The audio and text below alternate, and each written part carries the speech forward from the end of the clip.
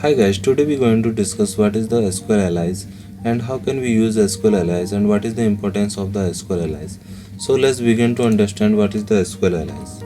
Here is a simple explanation of the SQL Allies. You can give a table or the column name with another temporary name by using this can be good thing to do if you have a very long and complex table name or the column name. For example, in a real-time project, we have very complex queries, and that query can have multiple tables and multiple column. And to make this query easier to write and read, we can use SQL Alias. We will discuss this thing also with the live example. A alias name could be anything, but usually it is short. The main advantage of the alias, we can put anything as a alias name, and usually it will be short, so that we can easily read the SQL queries.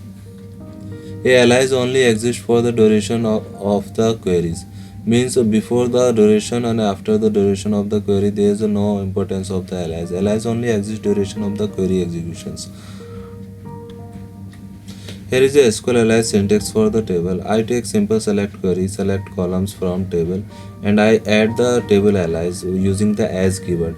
We can also add the alias without the without as keyword. Just you have to maintain the one space at least between the table name and alias. Here is a simple SQL alias syntax for the column. Select column name as alias name from table. I take the same select query and I just add the alias name for the column, and same thing we can add the alias name by using as keyword, and as well as we can add the alias without the as keyword. Just you have to maintain one space between the column name and alias name. Alias example. Assume we have a table called a student, another table called a class. We will give the table alias of st and class respectively. For example, we take the alias st for the student and cl for the class. Here is a simple select query. Simple select query. I take the two table class and student table. I just apply the join between these two tables, and I just use the st alias for the student and cl alias for the class. And whenever you use column name from these table, I can just use alias name instead of using the full name of the table. Same thing we can do with the column name, and we can also add the alias with the column name using the as keyword, and we can change the display name of the column. In a real-time project, normally we have some column names that we don't want to in a result set. So we can change this column name by assigning the alias for that particular column. And next I take same query without using the alias, and you can see if I am not using the alias, I have to put full table name before the table column. That make the query very long and very difficult to read. As well as we cannot change the column name if we are not applying the alias with the column. So one remember things, as we will see from the two select statement, our alias can make query easier to both read and to write. So let's see all these things with a live example.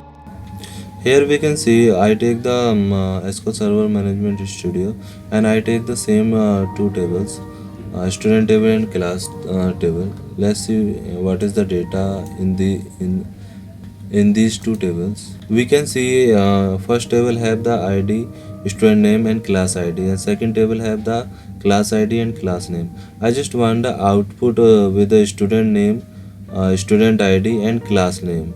I'm not want to class ID as a display.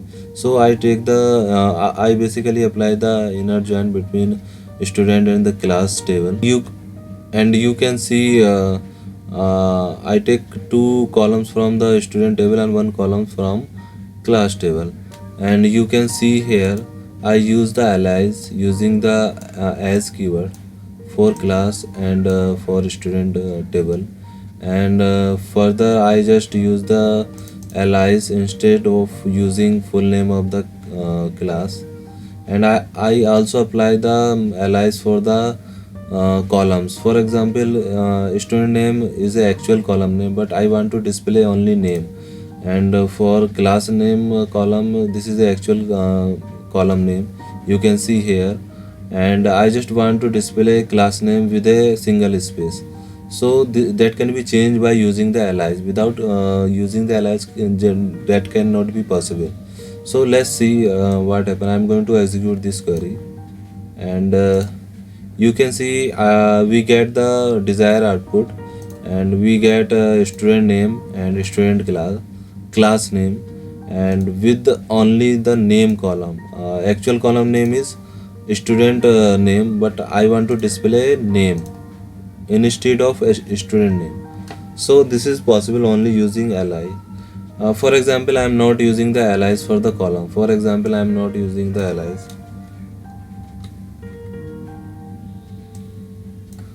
I just remove the alias from the column name, and let's see what happen. See, you can see I just able to see only the actual column name, and if I want to change with a different name, so it is only possible by the using the by using alias. And you can add alias without using the as keyword. For example, I am not using add as keyword. I'm just remove as keyword. It will also work. See, we get the same result. And for example, I want to display class name as a student class name. Student class name.